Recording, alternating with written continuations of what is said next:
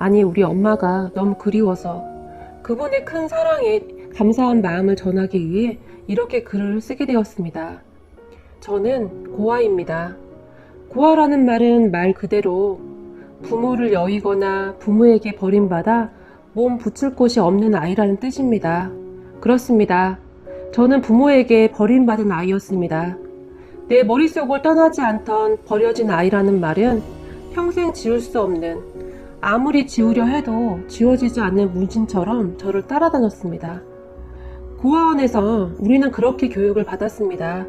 세상에 나 자신 말고는 그 누구도 믿어서는 안 되며 모든 것은 오롯이 혼자 지켜내야만 한다고요. 저는 그렇게 이를 악물고 살았습니다. 아니, 살아냈습니다. 그런 내게 세상은 단 한 번도 따뜻한 적이 없었습니다. 어쩌다 친구를 사귀게 되어 친구 집에 놀러 가게 되면 첫 질문은 엄마 아빠는 뭐 하시니? 또는 너는 어디 사니? 였습니다. 제 입에서 고아라는 말이 나오거나 고아원에서 산다는 말을 하면 친구 부모님의 얼굴은 창백해지곤 했습니다. 아니, 왜 우리 아이가 이런 고아랑 친구가 되었지? 눈치 보는 것이 일상이었던 저는 그들의 표정을 한눈에 읽을 수가 있었습니다. 그리고는 다음날 내 눈치를 보며 멀리하던 친구들. 이러한 일은 항상 되풀이 되었으며 저는 이 모든 것을 받아들이며 철저하게 혼자가 되어갔습니다. 그리고는 세상을 향해 잔뜩 나를 세우며 나를 지키기 위해 감정 따위는 철저히 감추고 살았습니다. 내게 호의를 가지고 다가오는 그 모든 일을 철저히 차단하며 이 거친 세상에서 살아남기 위해 몸부림을 치며 그렇게 살았습니다. 그런 제게 한 사람이 다가왔습니다. 웃음이 무엇인지도 모르던 내게 웃음을 가르쳐 준 사람. 세상이 그렇게 차갑지만은 않다는 것을 가르쳐 주던 그런 사람이었습니다. 그냥 있는 그대로의 나를 인정해주는 그런 사람이었습니다. 나 고아예요 라고 힘겹게 꺼낸 나의 말에 그래서요? 그게 왜요? 라고 의아한 표정을 지어 오히려 나를 놀라게 하던 그런 사람이었습니다. 평생을 고아라는 족쇄에 갇혀 스스로를 가둬버렸던 나를 처음으로 밖으로 꺼내준 사람이었습니다. 당신 이름은 고아가 아니라 이지선이에요 라고 단호하게 말하던 사람. 네, 그렇습니다. 그 사람이 지금의 제 남편입니다. 무엇 하나 부족할 것이 없던 사람이었습니다. 이런 사람이 왜 나를 좋아할까? 이러다가 또 버려지는 것은 아닐까? 내가 이렇게 행복해도 되는 것일까? 그를 만나고 잠 못 이루며 수없이 되뇌었던 생각들이었지만 그는 참 배려심이 많은 사람이었습니다. 그는 이런 나를 기다리고 또 기다려 주었습니다. 그럼 그가 결혼을 하자며 그의 부모님을 만나자고 했을 때 고아인 나를 받아줄 부모님은 없어요. 당신같이 좋은 사람에게 나 같은 사람은 어울리지 않아요. 당신과 당신 부모님께 상처를 드리고 싶지 않아요. 라며 거절하던 내게 그는 우리 부모님을 무시하는 것이냐며 처음으로 크게 화를 내며 평생을 그렇게 도망만 다닐 것이냐. 당신이 우리 부모님을 만나 뵙고도 그런 말을 한다면 당신 말에 따르겠다며 저를 설득했습니다. 그리고 그의 부모님을 처음 뵀던 날 그가 그런 따뜻한 사람이 될 수밖에 없었던 이유를 알게 되었습니다. 그 누구도 따라갈 수 없는 엄청난 우아함과 고상함이 가득했던 그의 부모님은 그저 따뜻한 웃음으로 저를 맞이해 주셨습니다.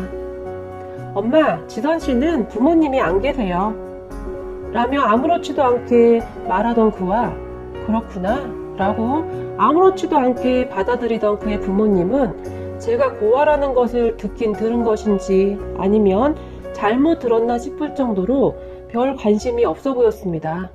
그런 그의 부모님이 잘못 들었나 싶어서 제가 다시 말을 꺼냈습니다. 사실은 제가 고아입니다. 어릴 때부터 쭉 고아원에서 자랐습니다. 라고 다시 말을 꺼냈지만 그의 부모님은 그랬군요 라며 다시 아무렇지도 않게 말을 합니다. 그리고는 그의 어머니가 말을 합니다. 눈빛이 참 맑아요. 그래서 우리 아들이 그렇게 좋아했나 보네요 라며 활짝 웃습니다. 그리고는 나도 지선 씨의 맑은 눈이 참 좋네요. 눈은 사람의 모든 것을 대신하죠. 라고 말을 합니다. 그 순간 나도 모르게 눈물이 쏟아졌습니다. 스스로 주체할 수 없을 정도로 눈물이 쏟아져 나왔습니다. 그리고 울고 싶을 때는 그냥 울어도 돼요. 라고 말하며 저를 가만히 안아주던 그의 어머니와 그 옆에서 괜한 말을 해서 애를 울렸다며 걱정스레 말하던 그의 아버지의 모습에 저는 더 큰 소리로 울어버리고 말았습니다. 단 한 번도 느껴보지 못했던 그 따스함과 배려에 저는 그렇게 처음으로 고아라는 족쇄에서 벗어날 수가 있었습니다.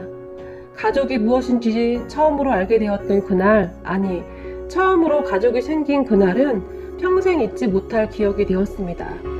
그렇게 그와 결혼을 하고 정말 행복한 나날이 계속되었습니다. 그의 부모님은 정말 좋은 분들이셨습니다. 남편보다 더 의지를 할 정도로 너무 좋은 분들이셨습니다. 정말 딸처럼 아낌없이 사랑해 주셨습니다. 고등학교 졸업장이 전부인 제게 공부를 더 해보면 어떻겠냐고 제안해 주시던 분들, 꼭 대학이 아니어도 괜찮으니 혹시 하고 싶은 공부가 있으면 더 하라고 해주셨습니다. 아낌없이 지원해 주시겠다고요. 대학 시험 보러 가던 날 도시락을 싸서 아침 일찍 응원을 하러 오셔서 아침부터 저를 펑펑 울게 만들던 분들이셨습니다. 내가 왜 이런 행복을, 이런 사랑을 받아도 되는지 불안하기까지 한 그런 말들이 계속되었습니다. 그렇게 아이를 낳고 어머님, 아버님께서 아이를 돌봐주시고 저는 일을 할 수가 있었습니다. 모든 결정은 제가 할 수 있도록 해주셨고 제 결정을 우선으로 존중해 주셨습니다. 정말 많은 것들을 일깨워 주시곤 하셨습니다. 너는 더 많은 것들을 누려도 될 만큼 소중한 아이란다. 어떠한 결정 앞에 망설일 때마다 제게 용기를 주시던 우리 어머님. 어머님, 당신 덕분에 저는 제 아이에게 당신이 했던 말을 그대로 전해주고 있답니다. 당신에게 받은 사랑을 나의 소중한 아이에게 제대로 정성껏 전해주고 있답니다. 그런 저희 어머니가 아프셨습니다.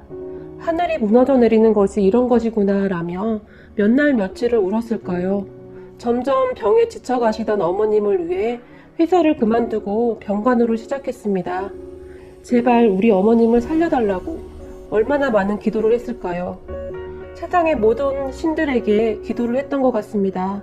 제발 내게서 우리 어머니, 아니 엄마를 뺏어가지 말아달라고요. 어머님은 간이 좋지 못하셨습니다. 간을 이식받아야만 했습니다. 남편과 어머님과 어머님의 형제분들이 검사를 받았지만 적합자가 없었습니다. 아버님은 자식을 하나만 낳은 것을 후회하시면서 그렇게 눈물만 흘리셨습니다. 그리고 남편이 처음으로 무너지는 모습을 지켜봐야 했습니다. 그런 가족들에게 제가 검사를 해보겠다고 했습니다.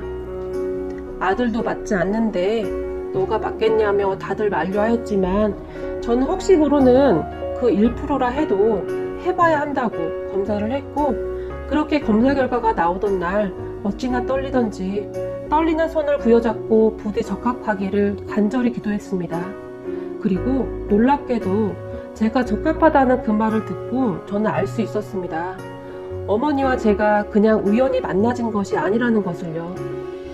그렇게 어머니께 이제 다 괜찮다고 말을 꺼냈지만 어머니의 대답은 뜻밖이었습니다. 지선아, 내 마음은 정말 고맙구나. 하지만 부모는 말이다, 자식에게 위험을 주면서까지 살고 싶어 하지는 않는단다. 모든 어미가 그래. 자식이 잘못될 수도 있는데 나 살겠다고 자식을 아프게 하는 어미는 없단다. 훈이가 적합하다고 해도 엄마는 그랬을 거야. 또다시 눈물이 흐르는 것을 멈추며 이번에는 제가 단호하게 말을 했습니다. 그럼 엄마가 죽어가는데 가만히 보고 있을 자식이 어디 있냐고요. 남게 될 자식들 생각은 안 하냐고요. 적합한 정이 나왔는데도 시도도 안 해보고 그냥 그렇게 보내냐고요. 그럼 남겨진 우리는 어떠한 마음으로 살아가야 하는 거냐고요. 어머니는 지금까지 제 결정을 존중해주지 않았느냐, 이번에도 존중해달라고 정말 단호하게 말했습니다. 그러자 어머니는 앞으로 아이를 다시 못 가질 수도 있고 약을 평생 먹어야 할 수도 있는 일이라고 의사에게 들었다며 옆에서 그걸 어떻게 지켜보냐며 눈물만 흘리시네요. 엄마란 이런 것이었네요. 자식이 항상 먼저인 사람. 그런데 저를 낳아준 엄마는 어떻게 저를 그렇게 버릴 수 있었을까요? 엄마는 이렇게 자식만 생각하고 자식이 아플까봐 걱정만 하는 존재인데 말입니다. 가슴이 미어진다는 말이 이런 말이었네요. 그런 어머니와 수술실로 들어가는데 저는 정말 하늘에 감사드렸습니다. 제가 어머니께 해드릴 무엇인가가 있다는 것이 얼마나 감사하던지요. 아니, 이제 어머님과 내가 정말 무엇인가로 연결되어 있다는 생각에 정말 행복했습니다. 이제 정말 어머님의 딸이 되는구나 하는 생각에 안도감마저 들었습니다. 그렇게 우리는 모든 것이 다 잘 될 줄 알았습니다. 제가 적합자인 것조차 기적이었으니까요. 우리는 그렇게 기적이 일어날 줄 알았습니다. 하지만 세상은 정말 무심하게도 저희에게서 어머님을 데려가 버렸습니다. 이식수술로 처음에는 괜찮았으나 갑자기 안 좋아지면서 어머님은 그렇게 떠나가셨습니다. 너무 허무해서 눈물도 나오지 않더라고요. 믿기지도 않았고요. 세상이 유독 나에게만 이렇게 가혹한지 이해할 수가 없었습니다. 다들 행복하기만 한데 내가 행복해지면 안 되는 것인지 좌절하고 하루하루 참을 수 없는 불합리에 신을 엉망하고 있을 때 이모님이 찾아오셨습니다. 어머님이 남기고 간 것을 전해줘야 한다면서요. 그렇게 이모님은 어머님께서 꼭 혼자 열어보라고 했다며 당부하셨고, 잠시 후 이모님이 돌아가시고 어머니께서 주신 상자를 가만히 바라보는데 갑자기 폭풍처럼 눈물이 쏟아집니다. 하지만 저는 감히 상자를 선뜻 열어보지 못했습니다. 몇 날 며칠을 눈물만 흘리다가 상자를 열어본 어느 날 저는 심장이 멎는 듯한 아픔을 느껴야만 했습니다. 그곳에는 사랑하는 내 딸아 라고 시작하는 어머니의 편지와 통장이 하나 있었습니다. 내가 이 상자를 열어보았다면 나는 이미 이 세상에 없겠구나 라고 어머님은 혹시 모를 죽음에 대해 미리 준비하셨던 것 같습니다.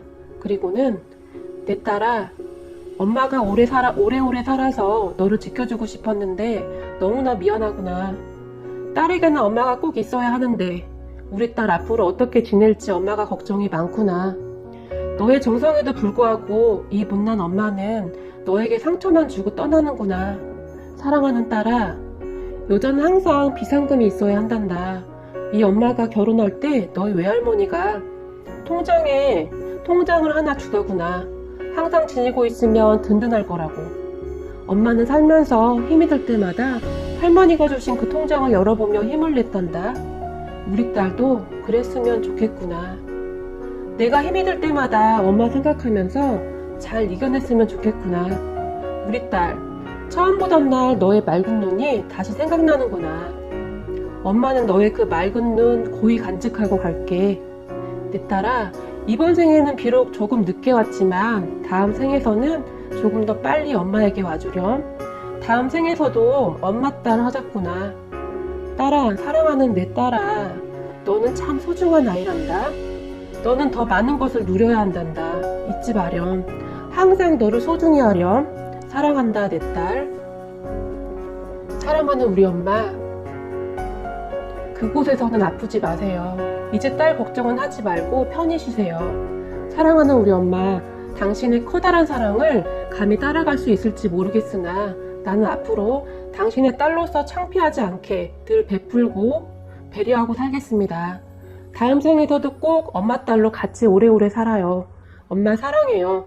당신이 너무너무 보고 싶은 날입니다. 사랑합니다. 우리 엄마, 내 엄마.